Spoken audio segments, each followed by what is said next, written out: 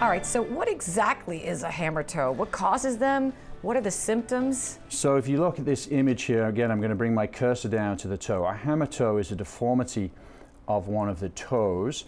And what happens is over time, the pull of the tendons that pull the toe up and tendons that pull the toe down, become imbalanced. And this results in the toe lifting up and the knuckle of the toe becomes very prominent. And this normally causes a couple of problems. Number one, the top of that knuckle will rub on the top of your shoe, or the tip of the toe as it's flexed down will start to rub on the bottom of the shoe. And between those two things, they can become very symptomatic.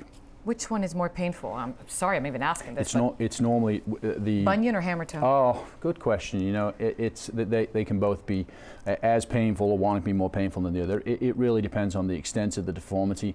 Most of the time, if you've got both, you don't even differentiate between them. It's all horrible. Oh my goodness. All right. So once you diagnose that hammer toe, doctor, how do you then proceed with that patient? Walk me through that. Yep. Same as I do with everything. We always start with non-surgical treatments. So the non-surgical approach to a hammer toe, unfortunately, I cannot get rid of the hammer toe without surgery. There are things that we can do to try and alleviate the symptoms from it, and those things are to try and tape the toe back down to where it should be. So you can loop tape around it. There's all kinds of devices on the internet that you can find, straps and pads to pull it back down to where it should be.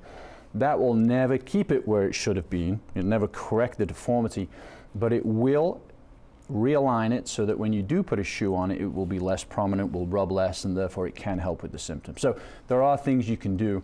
They're not perfect, but I encourage my patients to do those things for as long as possible, same deal, until they can't tolerate it anymore, and then we can tackle it with surgery.